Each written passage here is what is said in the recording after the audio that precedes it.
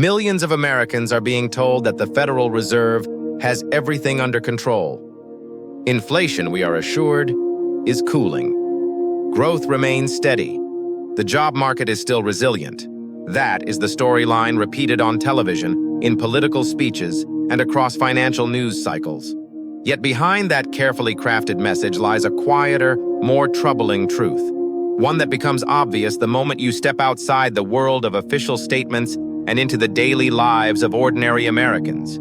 If the economy is truly healthy, why did the Federal Reserve cut interest rates for the third meeting in a row? And why, even as it eased policy again, did the Fed warn that inflation risks remain elevated, job market weakness is increasing, and the future path of the economy is anything but certain? Tonight, we cut through the talking points to reveal a more honest picture of the American economy, one shaped by tightening budgets, rising anxiety, historic levels of debt, and a monetary authority caught between two unappealing choices. Because this moment is not about celebration, it is about caution, recognition, and realism. No noise, no spin, just analysis. The Fed's third consecutive rate cut, a modest 25 basis points, has been framed by many as a natural step in the return to monetary normalcy. But no matter how polished the language may sound, central banks do not cut rates 3 times in a row unless they sense fractures beneath the surface. Something in the data, in consumer behavior, in labor market dynamics, or in corporate conditions is signaling stress. And the Fed knows it. The official messaging is calm, almost soothing. Economic activity is expanding at a moderate pace. Inflation is gradually easing toward the 2% target. GDP forecasts are slightly stronger, and unemployment will drift only slightly upward. This script is familiar, predictable, politically convenient, but it fails to capture the deeper reality confronting the American middle class and working class, groups for whom the economy does not feel like a statistical abstraction, but a daily negotiation with rising costs, tightening credit, and stagnant wage power. Take housing. Rent remains historically high across nearly every major city. Mortgage rates, even after this latest cut, remain far above what younger families or first-time buyers can comfortably afford. The dream of home ownership, long considered a cornerstone of the American identity, has slipped out of reach for millions. Rate cuts may nudge mortgage rates downward, but they do not change the structural shortage of affordable housing, nor do they erase years of elevated prices that have reshaped the financial lives of an entire generation. Grocery bills tell a similar story. Although inflation has slowed, the new baseline price level remains painfully elevated. Essentials like milk, eggs, bread, fruit, and meat cost far more today than they did just a few years ago.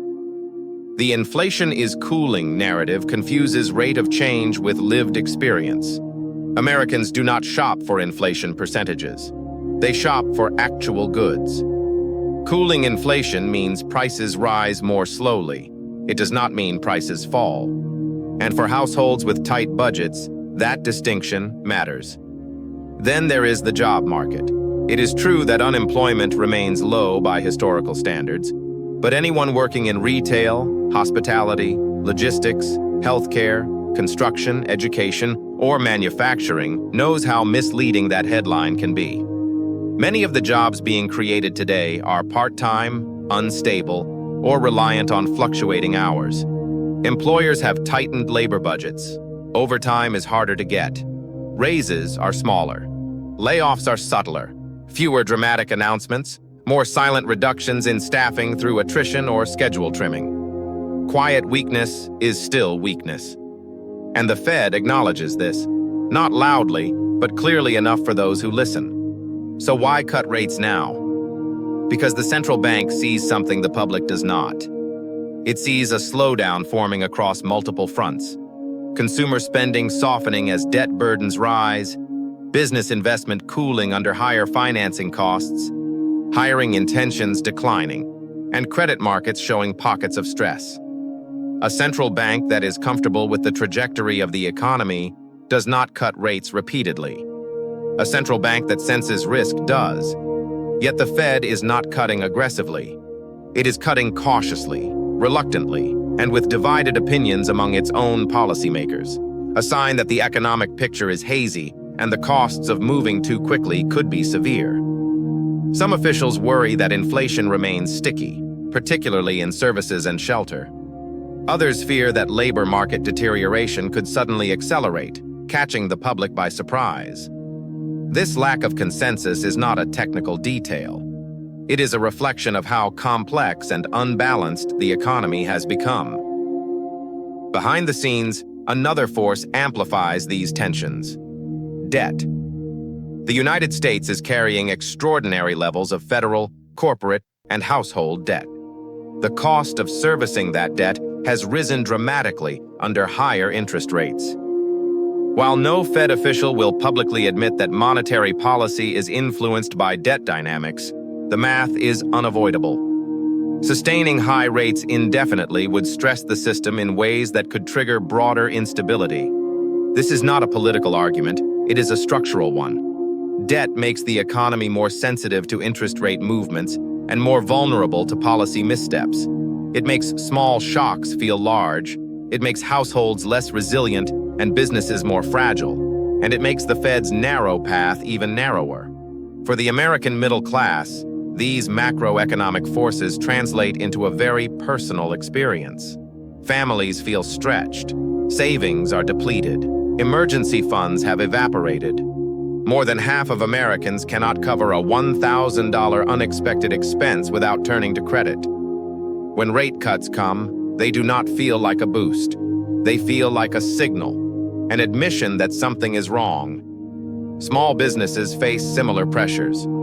High borrowing costs have eroded margins. Wage demands remain high because workers themselves face rising costs.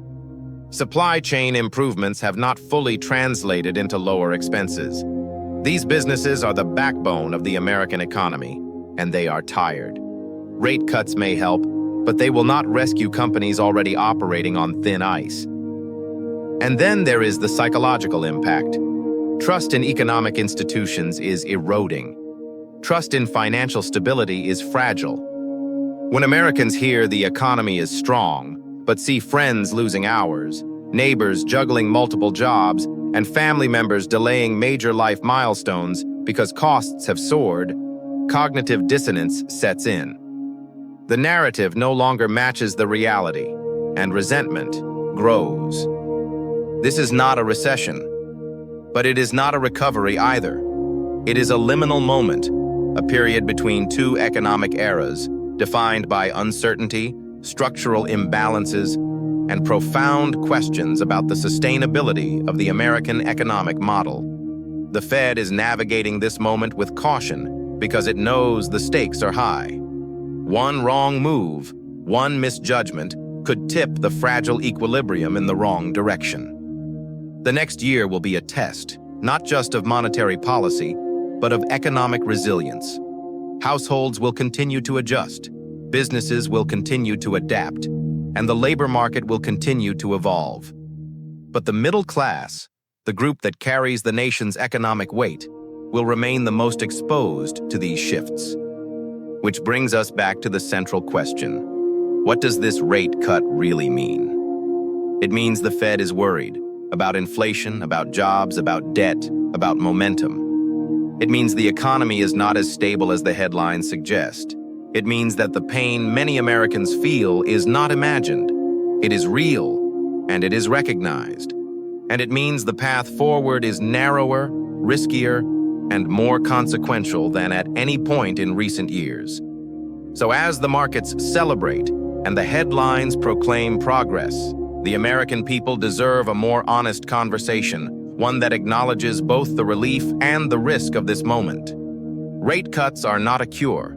They are a signal, a warning, a reflection of deeper challenges still unfolding beneath the surface. No noise, no spin, just analysis. Do you believe this rate cut will truly make life more affordable for ordinary Americans? Or is it mainly protecting financial markets while leaving the middle class to absorb the impact?